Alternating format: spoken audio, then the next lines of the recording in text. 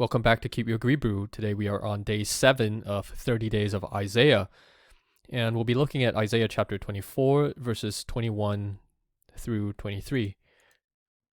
So this is in a section known as the Little Apocalypse. It spans chapters 24 through 27. And the Little Apocalypse, as the name suggests, points to a day of universal judgment, unprecedented in its sheer scale.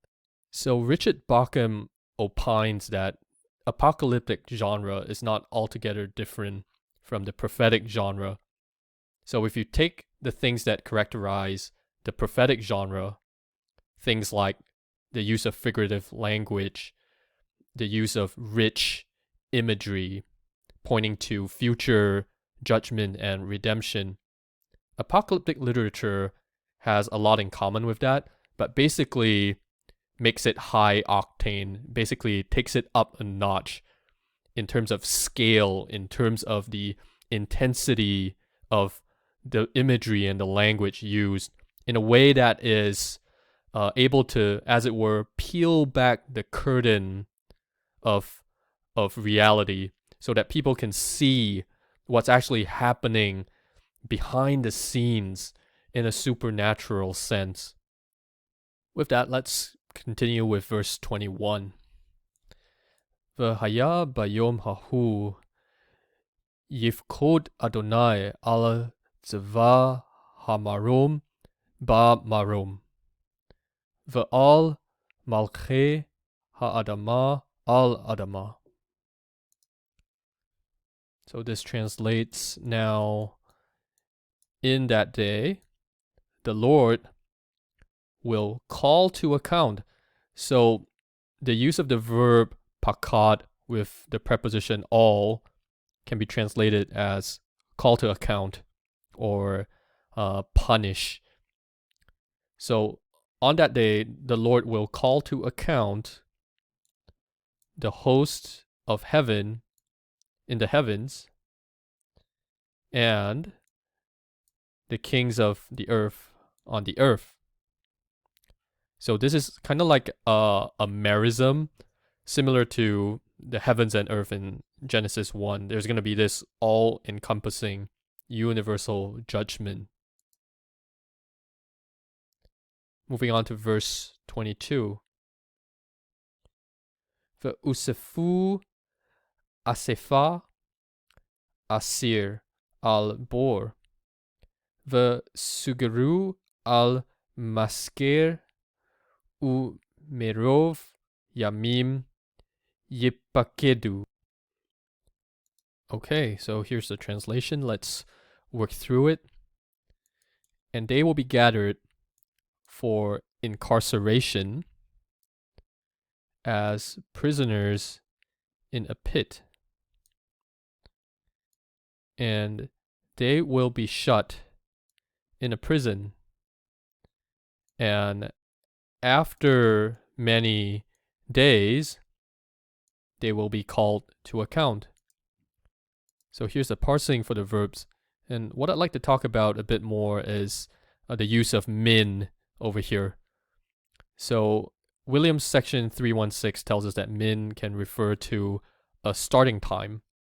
So you could translate this as, from a certain time onwards.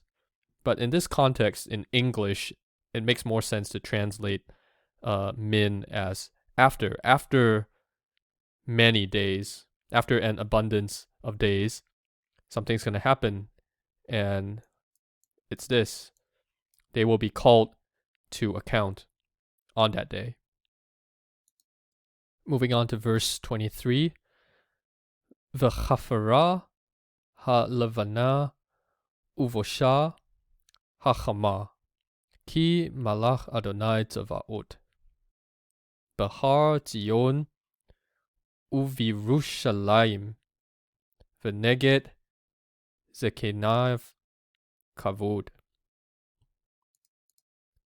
So this translates, for the moon will be abashed. Chafar means to be ashamed, basically, but for the purposes of differentiating Bosh from Hafar. We'll translate that as abashed, be abashed. For the moon will be abashed, and the sun will be ashamed. For the Lord of hosts is king on Mount Zion and in Jerusalem, and in front of his elders is glory. So what Old Testament and New Testament allusions can we see here?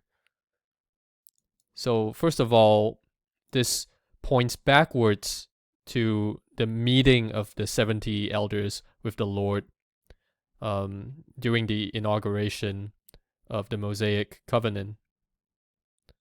But looking forward, what we see, especially when we look at Revelation chapter 21, verse 23, is a very similar use of language when it comes to the heavenly bodies. And the city has no necessity for the sun or the moon in order that they may shine on it, for the glory of God shines on it. So this aorist verb here may be a gnomic aorist in the sense of representing a universal truth that the steady state of the new creation is just being lit continually by the glory of God. And